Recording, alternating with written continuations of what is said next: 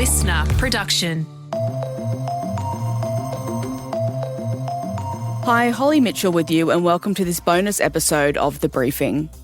In a historic first for New South Wales, police have used Forensic Investigative Genetic Genealogy, or FIGG, to identify and arrest a 77-year-old man over alleged crimes dating back to 1991. For more than 3 decades, the DNA was there, but the name wasn't. There was 3 separate sexual assaults, 3 crime scenes, 3 samples, carefully preserved, just waiting for the science to catch up. Police say this is the first time FIGG has been used operationally in New South Wales to apprehend a suspect, a watershed moment for forensic science in Australia. But the technology is deeply contentious. Civil liberties and privacy advocates have been sounding the alarm for years. Because here's how it works. Investigators compare crime scene DNA with profiles uploaded to public genealogy websites like Ancestry and 23andMe. From there, detectives identify distant relatives, build out family trees, and narrow down suspects, generation by generation, branch by branch. It sounds extraordinary. But there's room for error and serious questions about privacy, consent, and whether companies holding our most personal data can truly protect it. Just ask Michael Usry, who was wrongly accused of murder after a partial DNA match linked police to his family tree. Today we're sharing episode 1 of Secrets We Keep, Should I Spit? In the series, journalist Claire Aird investigates how our DNA is being used, not just to solve crimes, but for power and profit. In this episode, Claire discovers that DNA on genealogy sites are never truly anonymous. She digs into how police use these databases overseas and here in Australia, and explores the surprising role of the Mormon Church in building the world's largest family trees. Let's get into it. Here's episode 1 of Secrets We Keep, Should I Spit? This episode contains descriptions of a crime scene and references to sexual assault. Everybody thinks they know what they're going to do if they get pulled into an interrogation room. They think that they're going to say, screw y'all, where's my lawyer? I'm not saying anything. But that's not usually how it plays out. This is Michael Usry, an American filmmaker from New Orleans. In 2014, he was visiting his parents interstate when he got a phone call from the police. He told me that he worked for the New Orleans Police Department and that there had been a hit and run in City Park, and the description matched my car. The police want to pay Michael a visit to ask him some questions. I was right in front of my mom and dad, and I hang up the phone and I'm like, that was the cops. And my mom looks and goes, no, don't do that. That's a trap. Michael ignored his mum's advice and headed home. When he arrived, 3 police were already there, waiting outside his house. Babar, my big old labradoodle, he's barking and being excited and jumping around on him. Within like 5 seconds, they were like, so actually, we would love to just take you down to the station and talk to you there. And I thought that it might have been because one of them was uncomfortable with the dog. I'm all smiles, and I'm just like, yeah, that's fine. We start to head out the door, and the guys get around me in a weird way that put me off just a little bit. So I turned to the one detective, and I was like, hey, this is about a hit and run? And he says, well, actually, we want to talk to you about some other things. Things which would set Michael and his family's life in a whole new direction. They took me to a state police room that was right by the Super Bowl. Took me into an interrogation room with a one-way mirror and everything.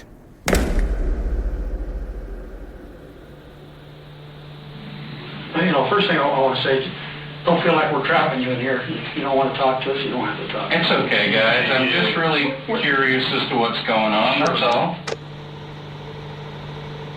This is a recording of Michael's police interrogation in 2014. 2 fisheye cameras capture the room. One is a wide angle and the other is focused just on Michael. He's in his 30s, he's wearing a blue zipper jacket, and he's jammed in the corner of the tiny room, arms folded. Two detectives sit opposite him on cheap-looking office chairs that don't swivel.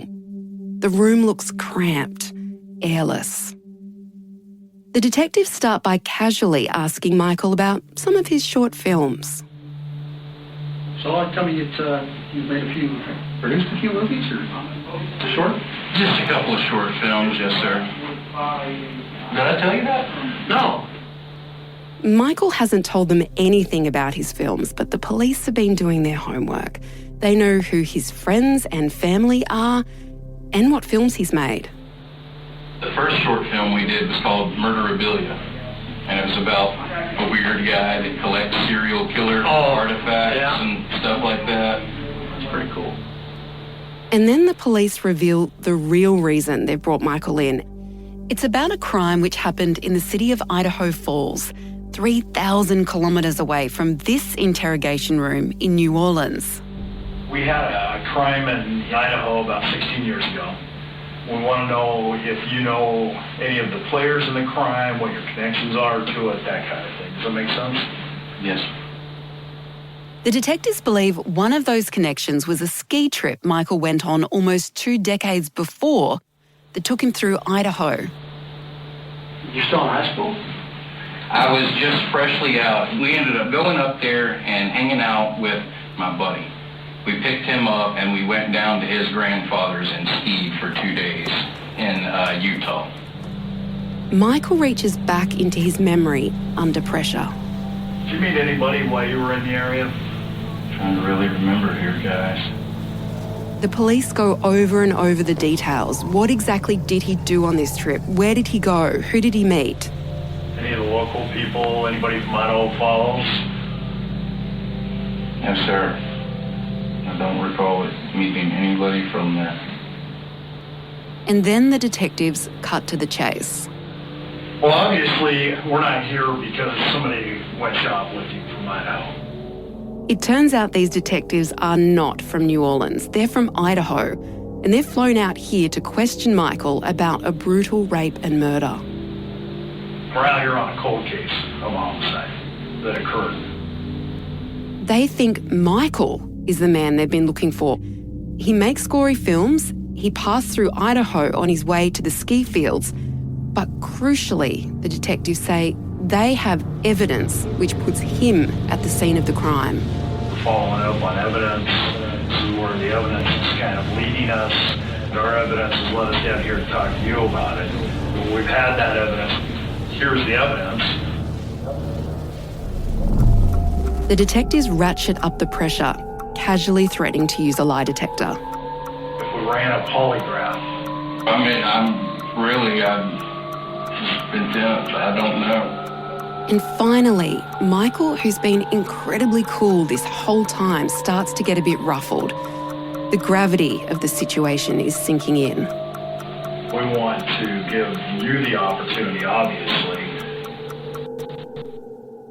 The opportunity to confess. Tell us what's going on. Tell us what happened. And put yourself in a position because it's coming. The train's coming down the track. The detectives tell Michael that cutting-edge science has led them to him.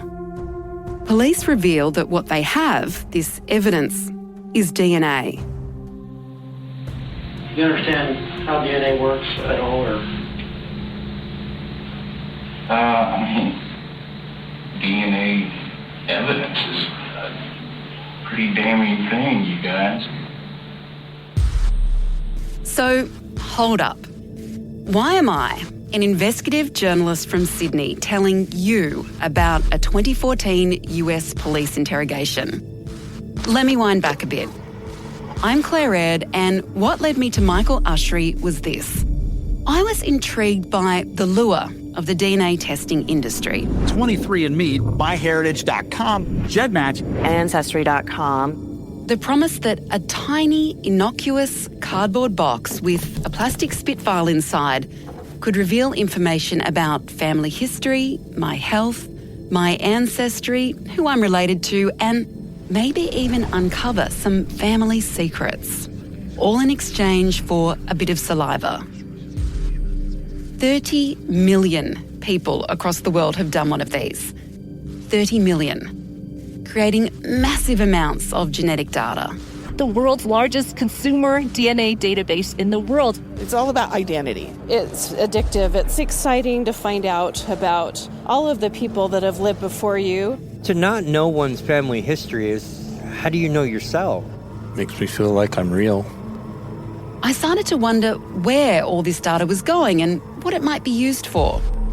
Family Search is determined to go literally everywhere. We thank you for your dedicated efforts as you knit together the name by name, story by story, the family tree of humanity. Together, we can light the whole world. I found that this data, this code that makes us who we are, is incredibly valuable to insurers, tech companies, pharmaceutical companies, and the police.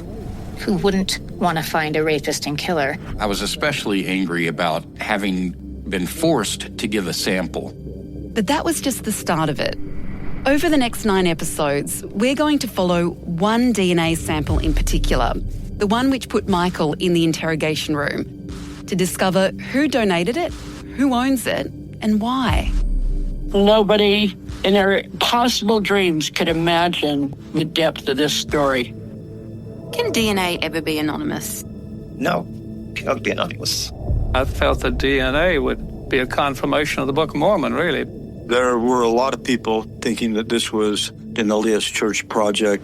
We'll find out how police in Australia are learning from cops in the US to use the kinds of DNA tests we take for family history to fight crime, as they expand their own DNA databases and capabilities. Please check the box. Released for law enforcement purposes. This case is either going to bury me or I will bury this case. It has the likelihood of creating a genetic police state, sort of like an all-seeing eye of Sauron. Stop and spit is a future we're barreling toward. We'll discover that there is an urgent public conversation that we need to have about our most intimate data. Should I spit? Yes. That's a tough one to answer. I mean, I think it is the genetic keys to human existence. This is Secrets We Keep. Should I spit?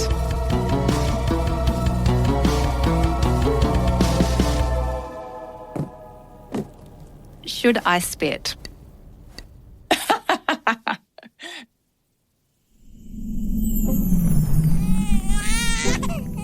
You are a living organism made up of around 30 trillion cells. These cells are a masterpiece of data compression that hold around 6 feet of DNA. It's with you in your entire life. Every cell in your body has exactly the same DNA copy. You can imagine this DNA looks like 2 chains of code snaking around each other in a twisted ladder. The double helix. This is the recipe to make yourself. No 2 people's DNA is the same, even twins, and DNA is unlike any other form of identification. DNA is immutable. You're born with it, you cannot change it. It's not like your credit card. It's not like your address. It's not like your phone number. That's why it's known as the gold standard in forensic identification. DNA is different. DNA is different. It's different to other biometric identifiers like fingerprints or facial recognition.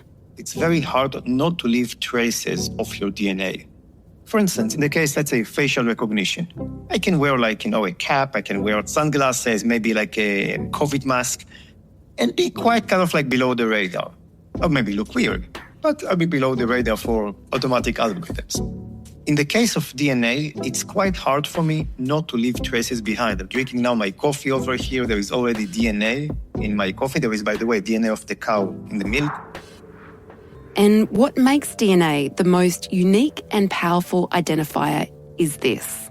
I don't need you in my database in order to identify you. Because DNA comes from our parents, You get half of it from your mother, half of it from your father. And we pass it on to our children. DNA is shared. Since we are all connected through these deep genealogical ties, it's enough to have a small database of 1 to 2% of the population to identify everyone else. The man that figured this out is Dr. Yaniv Elric, CEO of 11 Therapeutics and a former Columbia University professor. For more than 20 years, Yaniv's combined computer science and genomics. I love human genetics, right? I started as a geneticist. In 2018, he was also the chief science officer at MyHeritage, one of the world's biggest online family history and DNA testing companies. He'd watched as millions of people sent their saliva in to find out their family history and their ancestry, and he wondered what this meant for privacy.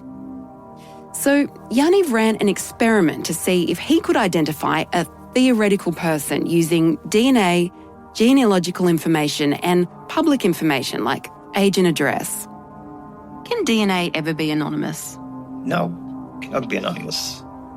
Yaniv discovered that 60% of everyone in the US with European ancestry could be identified using this technique. I think now it comes closer to above 90-95% because this database has grown dramatically the past 6 years. Do you remember how you felt when you learnt the statistical probability? It was mind-blowing to see how many people can be related. When I first came across Yaniv's study, it also blew my mind. And all I could think about was this ad that I'd seen 1,000 times from Ancestry.com. A Viking with a dirty face, wearing fur and holding a massive sword, telling me his blood beats in my heart, that we are family, and urging me to come and find him. Discover the places your story began with Ancestry DNA. Yaniv showed that even if I hadn't felt the need to find out how Viking I was, a relative of mine probably has, which is enough to identify me. You have so many third cousins, you don't believe it because it's exponential. Maybe you know a few of your first cousins, maybe some of your second cousins. I don't think you know your third cousin. You have many of those, and they scattered around the world, which is also quite interesting. Also quite interesting is that Yaniv found that each one of us who does a DNA test to find out our family history is like a beacon, illuminating 300 people who were not in the database, who haven't even done a test. You are trying to find the DNA of someone. You're in complete darkness. In the case of the US, 340 million people around you, but they're in the dark. You don't see them. Then you go and you collect into your database, you collect 1 to 2% of the population. So let's say 3 million people from the population. Each person in your database, think about it as a light switch that suddenly flicks. So you have this beacon that illuminates hundreds of people around him or her. And then you keep collecting these random beacons in the population, and suddenly you just have enough light that there are no more shadows. Nobody is in the dark. Everyone is being illuminated and you can just watch them. So what if you could use all this information generated by people doing family history type tests not to identify a long-lost cousin, but a killer? A woman named Carol Dodge from Idaho Falls in the US saw this potential in 2014. Carol's not a scientist or a mathematician, but her motivation to find someone using DNA was unmatched. Carol wanted to find her daughter's killer. You know, you never get over pain. You get through it, but you don't never get over it. And it affects your life forever. You're listening to an interview Carol gave around that time. She sits in a wicker chair in the front yard of a property in Idaho Falls. She's holding a gold-framed painting of her daughter Angie that looks more like it belongs in a church. In the painting, Angie is floating in a glass doorway, dressed in white and encircled in a warm yellow light. Her smile is wide, open and welcoming. She is forever Carol's 18-year-old daughter. Imagine yourself being loaded in a plane and taken to a totally different planet. And everything's foreign to you. That day was as beautiful as today was. A breeze, the sun, the sky, and all of a sudden, everything changed and everything was cloudy and foggy. On a Wednesday night in June 1996, Angie was an 18-year-old high school graduate who'd just moved out of home. Idaho Falls has streets named after letters. Angie moved into a house on I Street. She was working at a cosmetics distributor and was due to be at work at 7 a.m. the next day.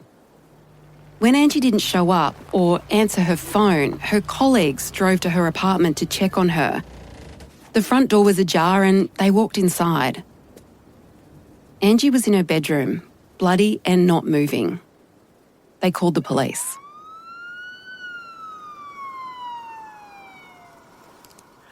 I made a phone call to Angie's work and wanted to let her know to meet me over to her grandma's house for lunch.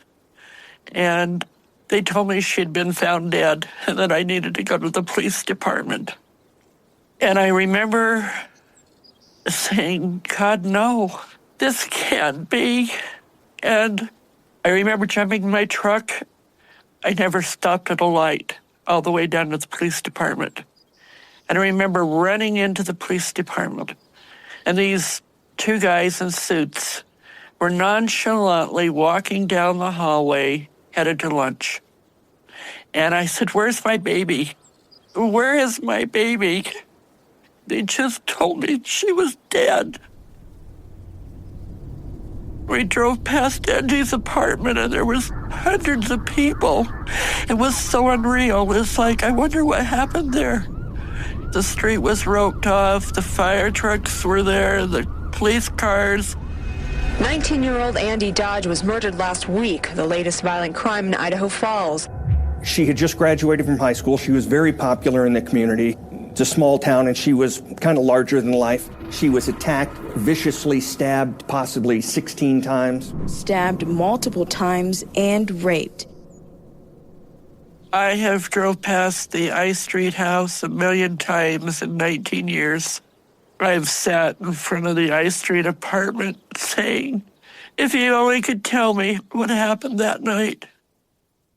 What happened there was that sometime after midnight and before 11:45 a.m. the next morning, Angie was brutally raped and murdered.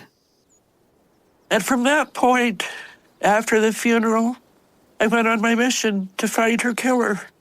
I just started going down to the police department every day, and the captain would say to me, Carol, you've just got to get a grip. You've just got to get a grip, because when the DNA come back, you're going to have a whole hell of a lot more to deal with. And I just looked at him and I go, DNA? I mean, back in 1996, I was so naive. In the mid-90s, using DNA in criminal investigations was still relatively new, but police did collect DNA from the crime scene. DNA unique to just one person. The person who did this to my daughter, as they would put it, sorry for the language, they dropped a full load that they collected at the crime scene off of Angie, off of her clothing and her leg. So they actually preserved this full sample. Carol says that at first, police believed the sample would match someone in her own family. The cops were so adamant that it was a family member. All they were concerned about is, we got to get this family's DNA because we absolutely know it's a family member who killed her. Her mother had a fight. Her mother may have hired somebody to do it. You know, her father did it. You know, they were dysfunctional. You know, her brothers did it. For the first 7 weeks, that's all they did, is target the family. There was no match in Carol's family, and they were cleared. During the first few months of the investigation, the Idaho Falls Police collected more than 65 DNA samples of potential suspects, but there were no matches. They questioned Angie's friends, but got no leads. With no motive and no weapon, DNA was the only lead, and it wasn't leading anywhere. For more than 2 decades, the killer evaded police. But Carol never gave up. My feeling is that I was such a thorn in their side because I had gone to the police department every day. They've done everything in their power to intimidate me, to disgrace me, to make me go away, and I'm not going away. As the years went by, Carol became a self-taught forensic DNA expert. She followed scientific advances and even launched her own parallel investigation into her daughter's death. In 2014, DNA testing kits for family history were taking off. What if Angie's killer could be identified using one of these companies' databases? Carol pushed police to match DNA from the crime scene with DNA held by Ancestry.com. It's the first time in history that anyone ever went to Ancestry.com with a warrant saying, you disclose the name to us. In the US, police have solved more than 600 cases by taking DNA from crime scenes and matching it to DNA profiles held in commercial databases and then building out family trees to identify criminals. So in 2022, I started asking questions. And it turns out that the police in my home state of New South Wales had been quietly working on introducing this technique for 5 years. They started not long after the Golden State Killer arrest made headlines around the world. That huge break in a cold case, police say they now have the Golden State Killer in custody. The killer accused of murdering at least 12 people, sexually assaulting more than 50. We were able to get some discarded DNA, and we were able to confirm what we thought we already knew, that we had our man. This case was really solved through some innovative DNA techniques that led to law enforcement surveilling him and obtaining a sample of abandoned or discarded DNA. Murder in the first degree, how do you plead? You might have heard of the infamous Golden State Killer. Joseph DeAngelo committed at least 13 murders and more than 50 rapes in California during the 1970s and 80s. But he wasn't arrested until 2018, after police matched his DNA sample from a crime scene rape kit to DNA stored in the GEDmatch database. GEDmatch is an online service used to compare DNA data from different testing companies. This revealed who his great-great-great-grandfather was. It turns out his third cousin, who DeAngelo had never met, bought a consumer DNA test to look into his family history, like millions have done. And when police went looking through this database, they found the match. Not a direct match to the killer, but a partial match nonetheless. From there, they built family trees, which eventually led them to their man.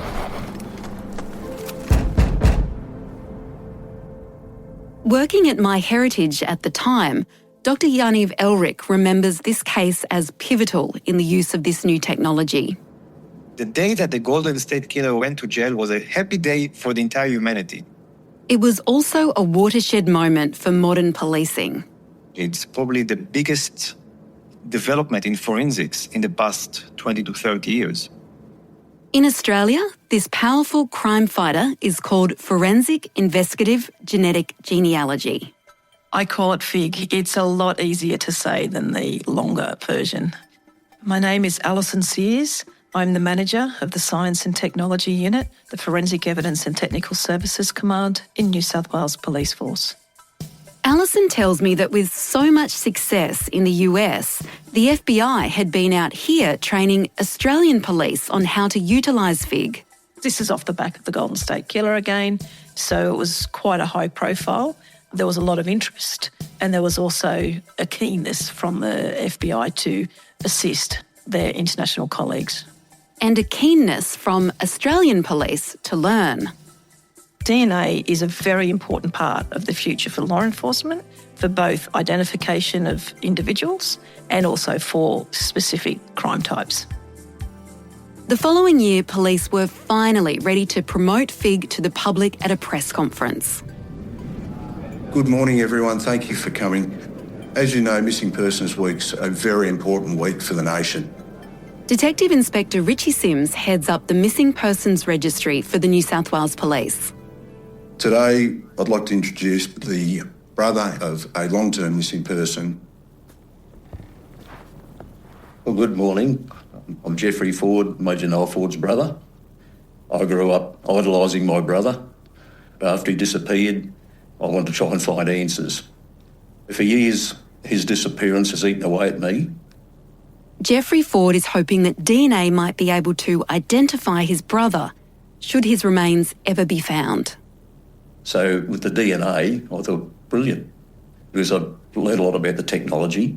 Some of my family have done the genealogy thing, with amazing what we got in us.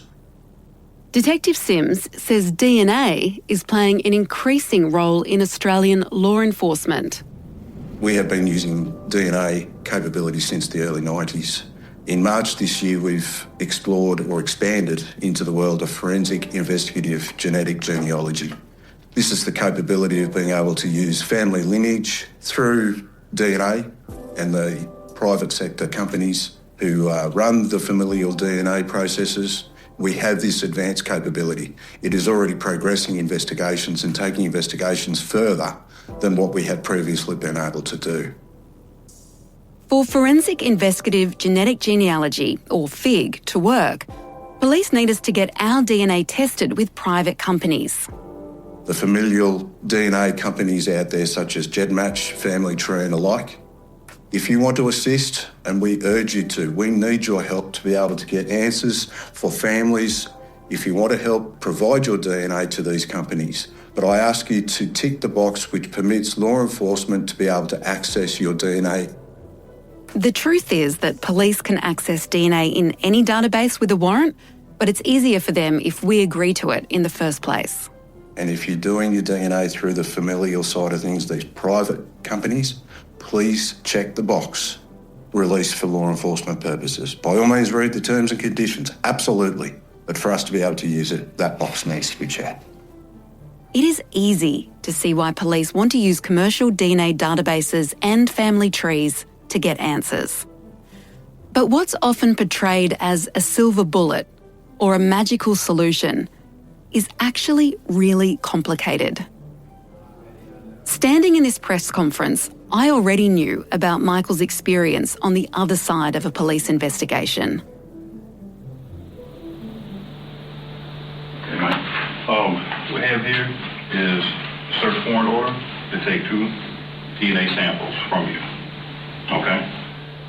In case you couldn't make that out, the police are telling Michael they have a search warrant to take 2 DNA samples from him. We figured you'd probably give one voluntarily, but just in case. As Michael Usry sits in the interrogation room in New Orleans in 2014, he has no idea that it's a commercial database that's linked him to a murder. All the detectives need now is a sample from Michael to confirm their suspicions. A few minutes later is when the 7-foot-tall state police guy walked in with his latex gloves and the swab. The bird's eye view footage shows this officer carrying a small tray with a swab and blue surgical gloves. He starts putting them on in front of Michael. All I'm going to do is take 2 cotton swabs. I'm going to rub it on each side of your cheek, okay, and package it up. That's when I was like, whoa, something is not right here. They're taking it to the next step with me. And that's when I sat back in the chair and I was like, whoa, hey, do I need a lawyer? I need a lawyer, you guys. I mean, this is not cool. You guys think of an attorney or something before we do this? I mean, I'm sorry, I'm not scared of anything. I'm just... Okay. At this point, this is an order. Okay. Okay, that's what I'm saying. You really don't have a choice at this point. And the state police guy informed me that because of this warrant that was signed by a judge right there, that I had to do this and it didn't matter whether I had a lawyer or not. So I let them take the sample, right there. Didn't get the lawyer. And everybody always says they wouldn't do anything without a lawyer. Well, I'm here to tell you, things can happen and you don't have a lawyer. And it's not easy to call a lawyer in the middle of an interrogation and try to hire one when you're in the one-way mirror room. In the footage, you can see Michael open his arms and turn his palms to the ceiling in a gesture of resignation. The warrant that police have means Michael has no choice but to open his mouth and allow a law enforcement agent to swab the inside of his cheek. The thing that is so striking to me is just how ordinary this is for police, but how extraordinary it is for Michael. He's just learned that he's a suspect in a murder and that police believe his DNA will match DNA from the crime scene. And the magnitude of this is about to hit. After he took my sample, they dropped me back off at my house, and it was slightly dark and I was a bit dazed, kind of trying to figure out what happened to me. And that's when I called my buddy and said, "You're not going to believe this. I just got pulled into an interrogation room and talked about a murder." And he goes, "Who was it?" I go, "I don't know. They wouldn't tell me the girl's name. They just said it was a high-profile murder case in Idaho Falls, Idaho." And he goes, "Hold on a second." Within 30 seconds, he goes, "Oh, yeah, it's this girl, Angie Dodge." Michael insists he's innocent, but he's worried police have built a formidable case against him. A DNA case, no less. I immediately got paranoid, was thinking that the cops probably had bugged my phone, were most likely paying attention to my internet searches. I didn't look anything up on the case. Every time I got on the phone, I was talking loudly to all my friends and family about how I didn't have any idea what was going on until I got the email 33 days later. 33 days, waiting to find out if his DNA matched the DNA from the crime scene, praying that this wasn't some kind of mix-up in a lab, some kind of mistake. What Michael couldn't understand is how his DNA connected him to Angie's murder in the first place. He couldn't remember ever doing a DNA test, so what on earth was going on? What were police playing at?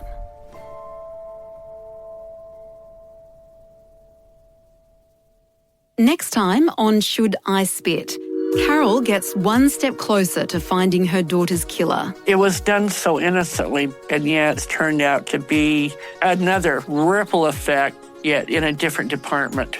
The ripple effect is going to be massive. I head to Salt Lake City, Utah, and hear firsthand how the police built a case around Michael's DNA. When did you put it all together? Not until I read the warrant. It is a miracle that I ever even got my hands on it. It had been their intention to file this under seal. Nobody was ever supposed to know about this. It was like a crime novel. If the content of this episode has raised any issues for you, you can call Lifeline on 13 11 14, Beyond Blue on 1300 22 4636 or 1-800-RESPECT, 1-800-737-732. That was the first episode of Listeners' Secrets We Keep, Should I Spit? If you're hooked, you can binge the whole series now wherever you get your podcasts. We've put the link to episode 2 in the show notes. And that's it for this bonus episode of The Briefing. I'm Holly Mitchell. See you next time.